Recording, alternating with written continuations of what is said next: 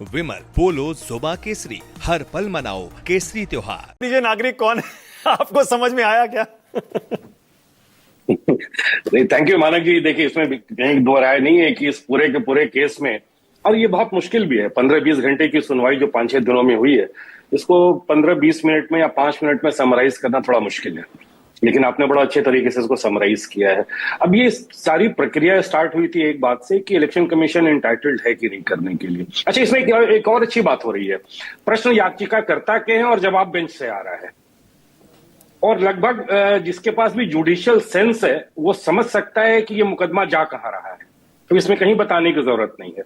जहां तक 2-3 basic fundamental issues थे, वो फंडामेंटल इश्यूज थे आधार कार्ड को लेके। जैसे सूर्यकांत ने कह दिया, आधार कार्ड कंक्लूसिव प्रूफ नहीं है, तो फिर इसके पहले आप 3 सुनवाइयों में आधार कार्ड के लिए क्यों बैटिंग कर रहे थे? मुझे नहीं समझ में आ रहा। बाकी जो विद्वान पैनलिस्ट है वो समझ जाए तो शुक्रिया उनको। अब रहेगी दूसरी बात जो बहुत इंपॉर्टेंट है। अब इस पूरे मुकदमे में पिटिशनर की तरफ से गोल पोस्ट चेंज किया जा रहा है, और ये घातक हो सकता है बाद में जाके। सारी एक्सरसाइज इस बात से शुरू हुई थी कि इलेक्शन कमीशन मैंडेटेड नहीं है इलेक्टोरल रोल्स के रिवीजन के लिए। जस्टिस बागची ने कह दिया बिल्कुल है। आधार कार्ड मैंडेटरी होना चाहिए, जस्टिस सूर्यकांत ने कह दिया नहीं होना चाहिए। 11 डॉक्यूमेंट जो है वो सफिशिएंट नहीं है, वो एक्सक्लूसिव है, एक्सक्लूशनरी है। जस्टिस बागची ने कह दिया कि नहीं, इंक्लूसिव है। 2025 के जो समरी रोल्स हैं, सिब्बल साहब ने कहा कि ये कार्टे ब्लैंच नहीं देते हैं। जस्टिस बागची ने कहा कि बिल्कुल नहीं देते और देंगे भी नहीं।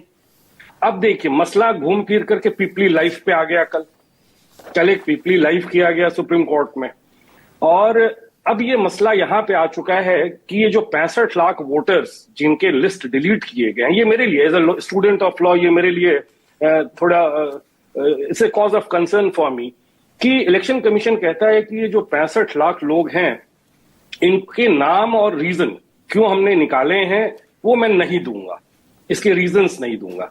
और इलेक्शन कमीशन ऑफ इंडिया एक लॉ भी कोट कर रहा है कि 21(3) जो रिप्रेजेंटेशन ऑफ पीपुल्स एक्ट है, वो इनको मैंडेट करता है कि ये प्लिनरी पावर में, जो एब्सोल्यूट पावर है, कि प्लिनरी पावर में ये जो चाहेंगे वो करेंगे, डिस्क्रिशनरी पावर है।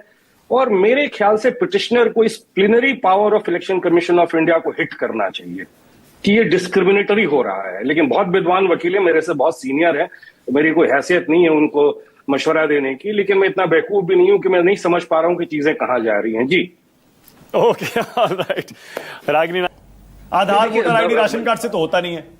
मानक जी, मैं आपको थोड़ा सा पीछे ले चलता हूं। यहाँ पे हमारे ख्याल से साजिया जी और रागिनी भी शायद लॉयर हैं, हमने कहीं पढ़ा था, तो ये जानती होंगी। जब ये कॉन्स्टिट्यूएंट असेंबली डिबेट हो रही थी हमारी, तो 10 और 11 अगस्त 1949 को सिटीजनशिप के इशू पे एक बड़ी अच्छी बहस हुई थी। जो हमारे संविधान निर्माता थे, उन लोगों ने बोला था कि सिटीजनशिप को तय करने के 2 ही आधार हैं जो ग्लोबली हैं।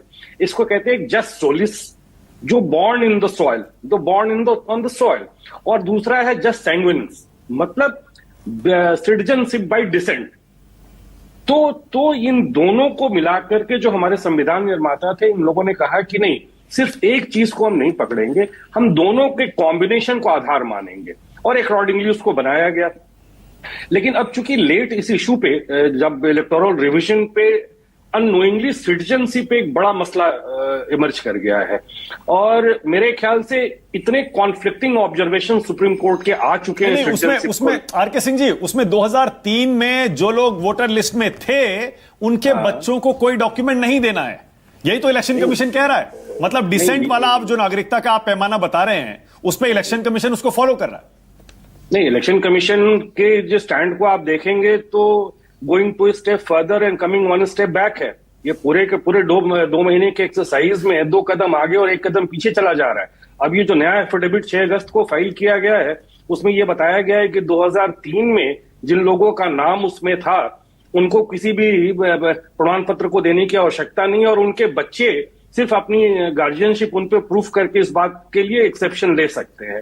तो मेरा ये कहना है, Manak ji, I will cut short this story because the other panelist are, they are very, I am really blessed to hear them, कि अब वक्त आ गया है कि सुप्रीम कोर्ट को सिटीजनशिप वाले इशू पे कंक्लूसिव फाइंडिंग देनी पड़ेगी। क्योंकि जो डिफरेंट कोर्ट के जो कॉन्ट्राडिक्टरी ऑब्जर्वेशंस एंड जजमेंट्स आ रहे हैं, एक मुल्क में बहुत बड़ी डिबेट और कंफ्यूजन को क्रिएट कर रहे हैं, जो अच्छी बात नहीं है। और इससे हमें बचना चाहिए, और स्पेशली मेरी गुजारिश सुप्रीम कोर्ट से कि उससे बचना चाहिए, क्योंकि इस मुल्क में मसला इन्फिल्ट्रेशन का है और बड़ा मसला है। मैं आपको एक किताब का रेफरेंस दे रहा हूं, टीएन सेशन की एक किताब है थ्रू द ब्रोकन ग्लासेस। उन्होंने 1993 में इस बात का जिक्र किया था कि जब दिल्ली असेंबली हो रही थी तो इलेक्टोरल वोटर लिस्ट का जब रिवीजन हुआ तो वहां पे 1.5 लाख इलीगल वोटर्स पाए गए। टीएन सेशन साहब ने ड्राफ्ट इलेक्टोरल लिस्ट को रोक दिया और जेन्युइन वोटर्स मात्र 17,000 मिले थे। तो इस देश में ये मसला बहुत पहले से चल रहा है। Alright, okay Ragini.